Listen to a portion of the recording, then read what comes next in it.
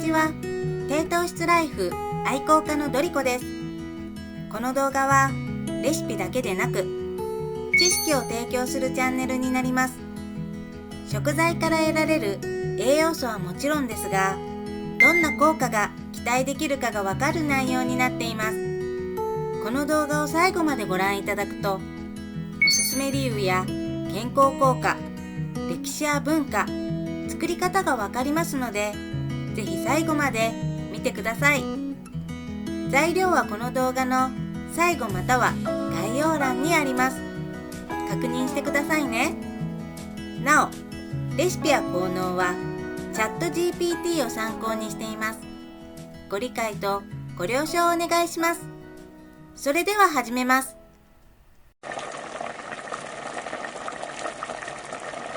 今回の低糖質レシピは冷ややっこアレンジです。それでは5つのおすすめ理由についてお伝えします。1つ目は栄養価が高い。豆腐は大豆から作られており、良質な植物性タンパク質、カルシウム、鉄分、ビタミンなどが豊富に含まれています。健康的な食事を心がけている方にとっては、冷ややっこは良い選択肢と言えます。2つ目は低カロリー。豆腐は低カロリーであり、ダイエット中の人にとっても理想的な食品です。余分なカロリーを取ることなく満足感を得ることができます。3つ目はシンプルな味。暑い夏の日には冷たい豆腐がさっぱりとした口当たりを提供します。乗せる具材を変えることでいろいろなアレンジで楽しむことも可能です。4つ目は簡単に調理。豆腐はそのまま食べることができるので、調味料と薬味を選び、豆腐を切って皿に盛るだけで美味しい冷ややっこが完成します。忙しい日には理想的な食事と言えるでしょう。最後にバリエーションが豊富。基本的な冷ややっこはシンプルですが、お好みで味付けやトッピングを変えることで無限にバリエーションを楽しむことができます。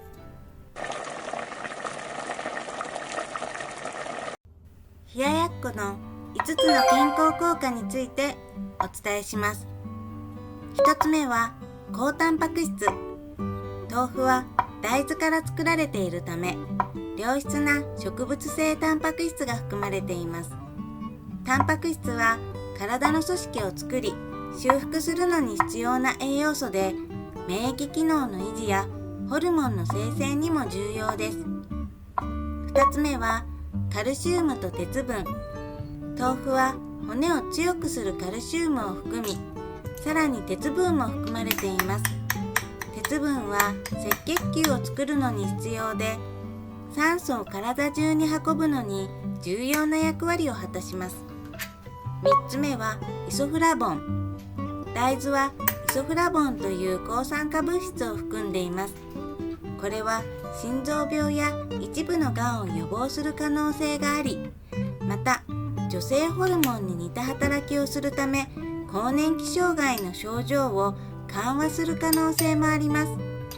4つ目は低カロリー。豆腐は低カロリーでダイエットをしている人にとって有益な食品です。さらに豆腐は満腹感があるため、食べ過ぎを防ぐのに役立ちます。最後は消化を助ける。豆腐は比較的消化が良いので、胃腸に負担をかけずに栄養素を効率的に吸収するのに役立ちます。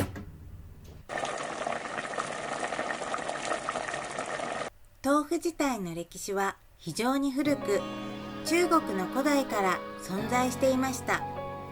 その後、6世紀から7世紀頃に仏教とともに日本に伝えられたとされています。初めての豆腐製造についての文献記録は、鎌倉時代の未動関白記に見ることができ、ここから豆腐が日本で広く食べられるようになったと考えられています。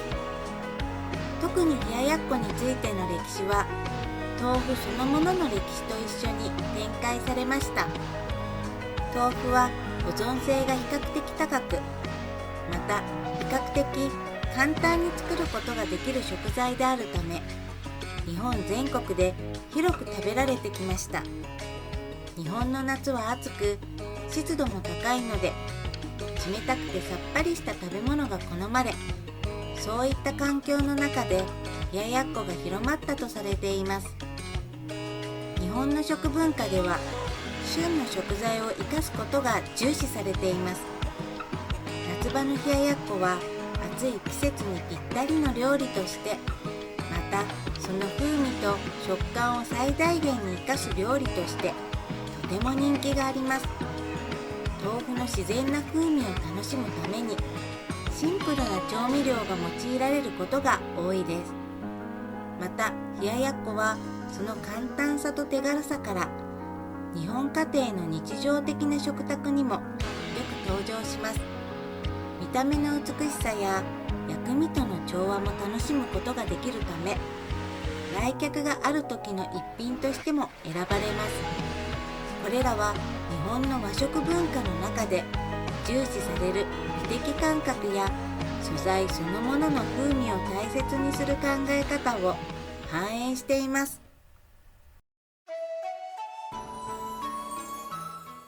まずはこのレシピのおすすめ理由や健康効果、歴史や文化についてお伝えしました。もし少しでもいいと思った方はチャンネル登録や高評価、コメントをよろしくお願いします。次は作り方動画をご覧ください。